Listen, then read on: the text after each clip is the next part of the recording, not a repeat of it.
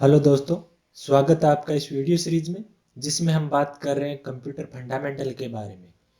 इससे पहले के हमारे जो वीडियो हैं उसमें हमने फर्स्ट जनरेशन, सेकंड जनरेशन और थर्ड जनरेशन के बारे में बात की है। आज की वीडियो में हम बात करेंगे फोर्थ जनरेशन के बारे में। तो चलिए शुरू करते हैं आज का session. Fourth generation fourth generation का जो टाइम ड्यूरेशन है वो है 1975 टू 1989। अब देखिए, फर्स्ट सेकंड थर्ड जनरेशन के कंप्यूटर में जो ड्रॉबैक थी, जो कमियां थी, उनको इम्प्रूवमेंट करने की कोशिश की गई फोर्थ जनरेशन में। तो देखते हैं किस प्रकार। पहला पॉइंट देखिए, the micro processor commonly called a CPU. यानी जो सीपीयू होता है, प्रोसेसर होता है और माइक्रो प्रोसेसर होता है, ये तीनों एक ही चीज़ है। तो फोर्थ जनरेशन में किसका उपयोग किया गया? सीपीयू का, प्रोसेसर का या माइक्रो प्रोसेसर का। सीपीयू की फुल फॉर्म होती है सेंट्रल प्रोसेसिंग यूनिट। वैसे हम लोग सीपीयू के बारे में डिटेल से आगे बात करेंगे, लेकिन यहाँ पर इतनी ही बात करेंगे कि फोर्थ जनरेशन में किसका उपयोग हुआ? सीपीयू का। आगे देखिए, was used by the fourth generation of computers.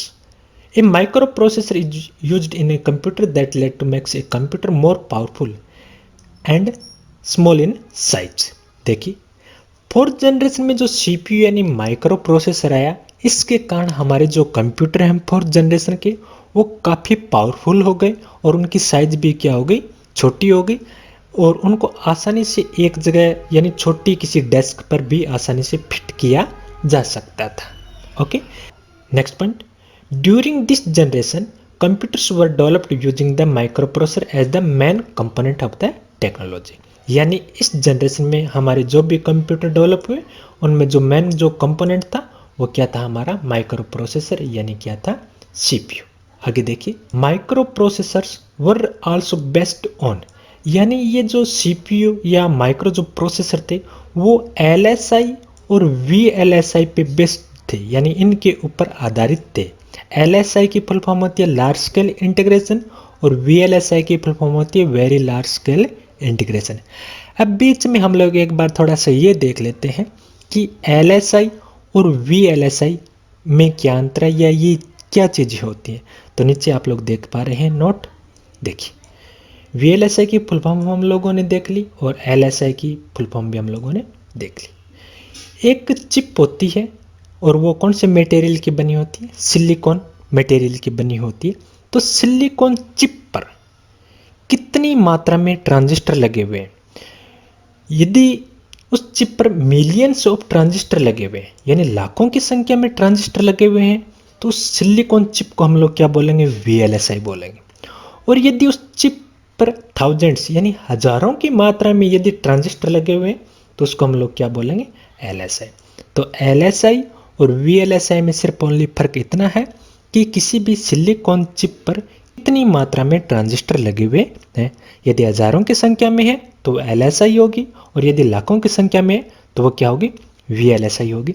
तो देखते हैं, तो हमारा जो माइक्रो प्रोसेसर था वो एलएसआई और वीएलएसआई पे आधारित था। आगे देखिए, they were developed by assembling several integrated circuits on a single silicon chip. यहाँ पर भी ये बात बोली गई है कि एक सिंगल सिलिकॉन चिप पर बहुत सारे जो आईसी होते हैं या इंटीग्रेटेड जो सर्किट होते हैं उनको सिलिकॉन चिप पे लगा दिया जाता है। The first processor was Intel 4004, यानी पहला जो प्रोसेसर था या माइक्रो प्रोसेसर था या जो सीपीयू था वो कौन सा था? इंटेल 4004। इंटेल क्या है? कंपनी है जो सीपीयू बनाने का काम करती है।